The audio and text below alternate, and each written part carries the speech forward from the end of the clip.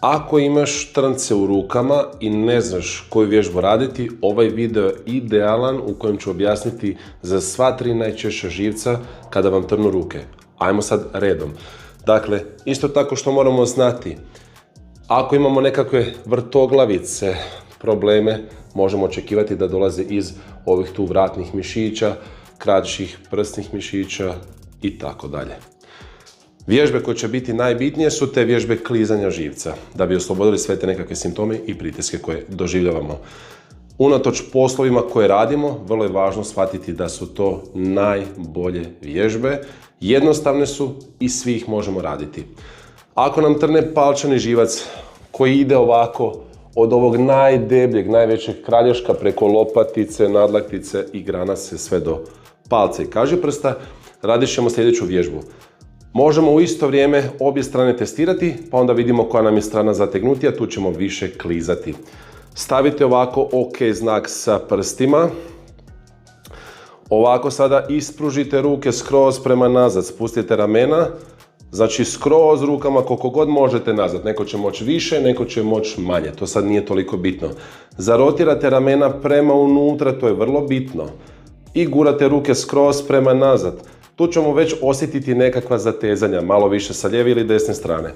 I sada nam je bitno da bez ikakve rotacije vratne kralježnice radimo ovaj pokret. Guramo jedno uho prema jednom ramenu, dok držimo obavezno ruke maksimalno iza i zarotirane unutra, te ponovimo to u drugu stranu. Ako guram sada u ovu stranu, gledat ću šta se dešava sa ove strane. Isto tako ako guram lijevo uho prema lijevom ramenu, u ovom slučaju mene malo više zateže ovaj desni palčani živac. Dakle, meni je sada bitno da ja samo radim onda što više sa tom desnom stranom. 3 do 5 minuta klizanje živca. Znači, tu mi je bitno da stegnem maksimalno 2-3 sekunde i polako vratim u neutralu. Na taj način ću proklizati živac, zato što živac jedino kao tkivo može klizati. To je vrlo bitno. Idemo sada testirati za ovaj ulnarni živac. To su mali prst i ovaj prst do njega.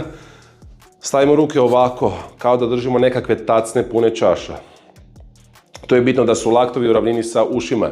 Znači ne mogu biti laktovi unutra, nego je bitno da su laktovi ovako paralelno. Vučemo prste maksimalno prema sebi kao da dlanom hoćemo gurati prema ušima. Tu ćemo stati, ja već osjetim opet malo više tu desnu stranu i sada ću probati ovo napraviti. Ići ću desnim uhom prema toj desnoj strani, tu ću osjetiti još veće zatezanje, znači da sada kližem taj živac.